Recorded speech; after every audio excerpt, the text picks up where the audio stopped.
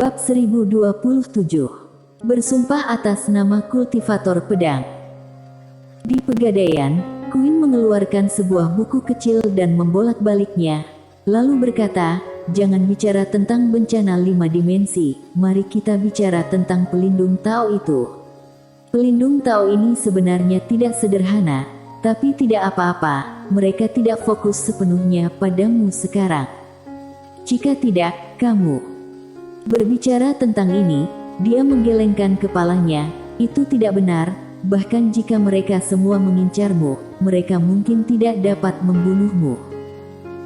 Belum lagi, satu arrow saja sudah cukup bagi pelindung Tao untuk pusing. Dan Arrow bukan satu-satunya orang kuat pendukung Mileye. Mileye berkata, "Apapun yang terjadi, aku tidak ingin duduk diam." Queen mengangguk. "Kamu bisa memiliki ide ini. Pertahanan pasif benar-benar menunggu untuk mati."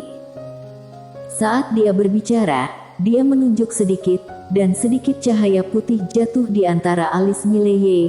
"Ini adalah berita tentang pelindung Tao yang aku tahu, aku memberikannya secara gratis." Mileye menangkupkan tinjunya. "Terima kasih." Queen tertawa dan berkata, "Ceritakan padaku tentang Demon Yan dan Kaisar Dewa." Mileye berkata, "Mereka mewariskannya kepadaku. Apalagi, mereka tampaknya telah berdamai satu sama lain." Queen mengangguk. "Mereka juga belajar menjadi pintar." Mileye bertanya, "Apakah mereka akan membalas dendam pada Tiandao?" Queen menggelengkan kepalanya. "Mereka tidak berani." Saat dia berbicara, dia menatap Mileye. "Tiandao tidak punya niat buruk terhadapmu." Mileye mengangguk. "Aku tidak akan menyusahkan Tiandao dengan apapun. Aku bukan orang bodoh." Queen berkata sambil tersenyum, "Demon Yan dan Kaisar Dewa mewariskan warisan kepadamu, jangan terlalu memikirkannya, mereka juga tidak akan berniat jahat padamu, bagaimanapun. Jika ada manfaatnya, kamu ambil itu. Adapun sebab akibat yang dibawa oleh manfaat tersebut, kamu juga jangan takut, kamu memiliki berkah yang cukup untuk menikmati manfaat tersebut." Mileye berkata dengan suara berat, "Nona Queen, kamu bilang kamu bertemu bentuk asli alam semesta 5 dimensi, tetapi kamu bukan Tiandao, jadi siapa kamu?" Queen berkedip, "Pertanyaan ini membutuhkan uang." Mileye terdiam. Queen tertawa, "Untuk alam semesta 5 dimensi kalian, aku adalah tamu." Mileye sedikit mengernyit, "Apa maksudmu?"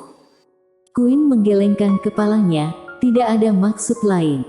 Urus urusanmu sendiri dulu." Mileye berpikir sejenak, lalu mengangguk, "Senior Queen, aku pergi." Queen memandang Mileye, "Jangan keluar dari pintu ini." Setelah mendengarnya, Mileye menyipitkan matanya sedikit. "Jangan keluar dari pintu ini." Mileye menoleh untuk melihat, tetapi tidak ada orang di luar pintu. Mileye memandang Queen, "Apa maksud Nona Queen?" Queen tersenyum dan tidak berkata apa-apa. Mileye diam, dia tahu bahwa segala sesuatunya agak sulit. Mileye berdiri. Pada saat ini, Queen tiba-tiba berkata, "Pikirkan baik-baik." Mileye mengangguk, "Bisakah aku tinggal di sini sepanjang waktu?" Queen terdiam. Mileye tersenyum, dan berkata, "Karena mereka ada di sini. Kalau begitu biarkan aku bertemu mereka." Setelah berbicara, dia berjalan keluar pintu. Begitu dia keluar, pemandangan di sekitarnya tiba-tiba berubah. Dan setelah beberapa saat, dia muncul di ruang hampa yang tidak dikenal. Di antara alis Mileye, aturan Tao ruang hampa memadat, namun dia menemukan bahwa ruang hampa di sekitarnya tidak bergerak sama sekali. Tidak bisa mengendalikannya. "Berhentilah menyia-nyiakan usahamu." Pada saat ini, sebuah suara tiba-tiba datang dari belakang Mileye. Mileye berbalik dan melihat seorang pria parubaya berdiri tidak jauh di depannya. Pria parubaya itu mengenakan jubah panjang dengan tangan tersembunyi di lengan bajunya dan senyum tipis di wajahnya. Mileye tersenyum dan berkata, "Utusan Tao." Pria parubaya itu menggelengkan kepalanya dan tersenyum, "Aku bukan utusan Tao. Kamu belum pantas untuk membuat utusan Tao turun tangan." Mileye berpikir sejenak, lalu mengangguk, "Bertarung." Pria parubaya itu membuka telapak tangannya, dan tombak panjang hitam diam-diam muncul, matanya perlahan tertutup, dan detik berikutnya, wajah Mileye di kejauhan berubah drastis.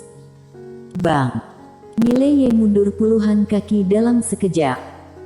Setelah berhenti, Mileye melihat ke dadanya, di mana lekukan sudah muncul di armor naga api di dadanya. Tembakan yang sangat kuat. Mileye memandang pria parubaya itu, tembakan ini tidak kuat. Bahkan tidak bisa menembus baju besiku. Pria parubaya itu tersenyum dan berkata, "Sungguh armor naga api. Ayo, biarkan aku melihat berapa kali serangan yang bisa ditangkis oleh armormu." Setelah berbicara, dia tiba-tiba menghilang. Cepat sampai ekstrim.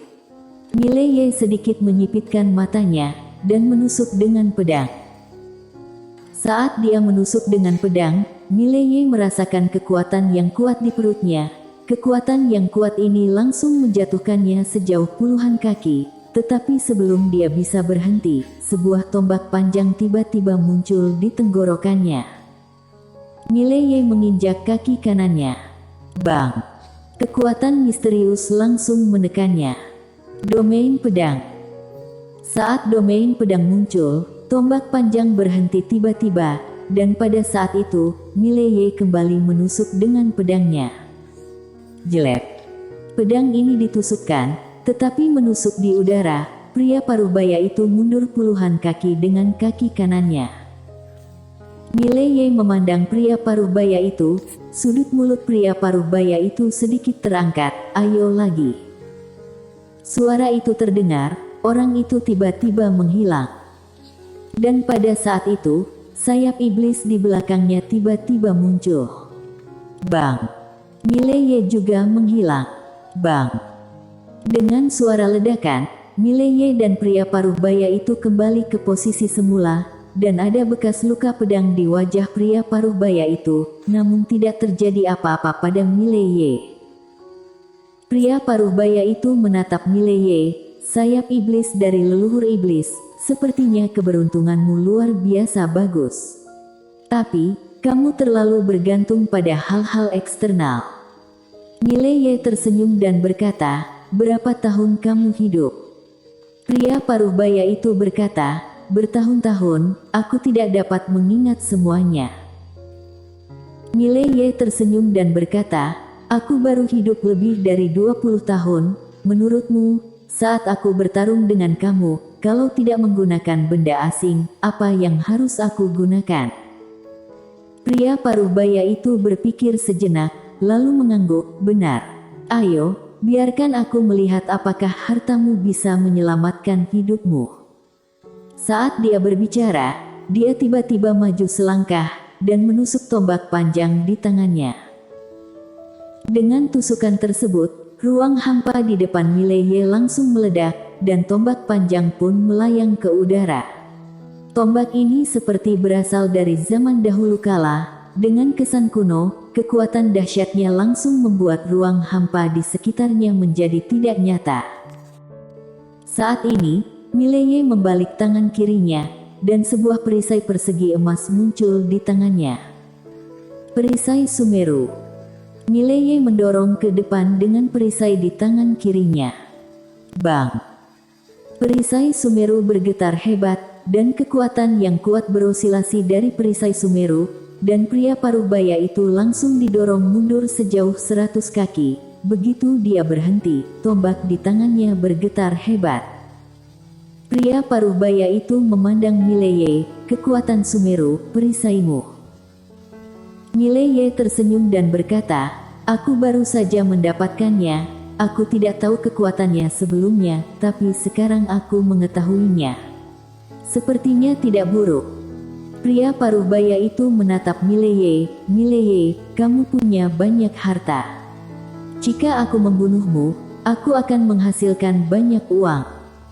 Mileye tersenyum dan berkata, ayo, coba. Pria paruh baya itu membuka telapak tangannya, dan tombak panjang di tangannya tiba-tiba berubah menjadi tombak perak, dengan jiwa naga perak di ujung senjata itu. Pria paruh baya itu tersenyum dan berkata, ayo, biarkan aku melihat apakah senjata ini bisa menghancurkan perisaimu. Setelah berbicara, dia tiba-tiba menghilang, dan saat dia menghilang, tombak panjangnya telah menikam perisai Sumeru milik Mileye. Bang! Mileye mundur seketika. Namun, perisai Sumeru itu tidak rusak sama sekali. Dan ketika Mileye berhenti, pria paruh baya itu tiba-tiba mengayunkan senjatanya, dan sapuan ini langsung mendarat di perisai Sumeru. Bang! Mileye mundur 100 kaki dalam sekejap. Begitu dia berhenti, ruang hampa di belakangnya terbelah.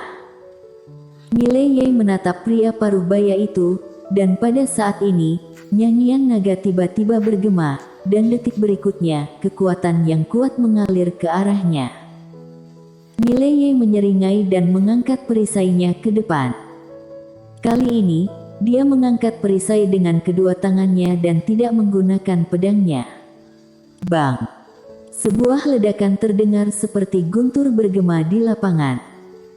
Mileye mundur beberapa kaki, tetapi pria paruh baya itu langsung dikejutkan ratusan kaki jauhnya. Dia dipukul mundur oleh kekuatannya sendiri. Mileye memandang pria paruh baya itu dan tersenyum, ayo, lanjutkan. Pria paruh baya itu menatap Mileye, perisaimu luar biasa. Mileye tertawa dan berkata, terima kasih. Sebenarnya senjatamu lumayan, tapi kekuatanmu tidak cukup. Pria paruh baya itu menggelengkan kepalanya dan tersenyum, Mileye, harus kuakui, aku. Pada saat ini, Mileye tiba-tiba melambaikan tangannya, jangan bilang yang tidak berguna. Ayo, bunuh aku ingin mati. Pria paruh baya itu sedikit menyipitkan matanya, tangan kanannya memegang erat senjata perak di tangannya, kekuatan yang kuat berkumpul dari tubuhnya. Pada saat yang sama, naga perak di atas tombak panjang di tangannya tiba-tiba meraung. Suara raungan naga mengguncang dunia. Senyuman di wajah Mileye berangsur-angsur menghilang, pria paruh baya ini akan segera datang. Pada saat ini, pria paruh baya itu tiba-tiba melompat ke depan, dan di udara, pria paruh baya itu menikam dengan tombak. Di atas ujung tombak, seekor naga perak yang melompat menyapu dengan tombak cahaya yang tak tertandingi, menikam Mileye. Pada saat ini, Mileye merasakan kekuatan penindasan yang kuat. Sudut mulut Mileye berubah ganas, dia mengangkat perisainya dengan kedua tangan dan menangkisnya, aku akan memblokirnya. Tombak cahaya dan jiwa naga perak langsung menghujam perisai Sumeru. Bang! Tiba-tiba, ruang hampa di sekitar Mileye bergolak seperti gelombang, dan serangkaian kekuatan dahsyat dengan gila-gilaan mengalir ke sekeliling. Sementara Mileye memegang perisai Sumeru dengan kuat dengan kedua tangan, membiarkan kekuatan dahsyat itu menyerang. Dengan begitu, sekitar 1/4 jam kemudian, perisai Mileye berhasil memblokirnya, tetapi Mileye juga mundur sejauh 100 kaki. Wajah Mileye memucat, meskipun dia memblokir tembakan, itu tidak mudah. Di kejauhan, wajah pria paruh baya itu agak suram. Dia tidak menyangka perisai Sumeru begitu kuat bahkan mampu memblokir tembakannya. Dan dia tentu saja tidak lupa bahwa Mileye juga memiliki armor naga api. Bagaimana caranya bertarung? Rasa tak berdaya muncul di hati pria paruh baya itu. Saat ini, Mileye tiba-tiba tertawa dan berkata, menurutku juga membosankan bertarung seperti ini, bagaimana dengan cara yang berbeda? Aku tidak menggunakan perisai Sumeru ini, atau armor naga api ini, Ayo bertarung dengan kemampuan kita yang sebenarnya. Pria paruh baya itu memandang Mileye, lalu apa yang kamu ingin aku lakukan? Mileye tersenyum dan berkata, sangat sederhana, lawan aku dengan jiwamu. Ayo bertarung dengan metode jiwa, pertarungan yang adil, bagaimana menurutmu? Pria paruh baya itu sedikit menyipitkan matanya, apakah kamu yakin? Mileye mengangguk, aku juga ingin melihat seberapa kuat diriku. Aku tidak bisa melihatnya dengan menggunakan benda asing. Pria paruh baya itu menatap Mileye, kamu yakin tidak menggunakan armor naga api dengan perisai Sumeru ini? Mileye berkata, aku bersumpah atas nama kultivator pedang, aku tidak akan pernah menggunakan armor naga api dan perisai Sumeru di pertempuran berikutnya. Bersambung.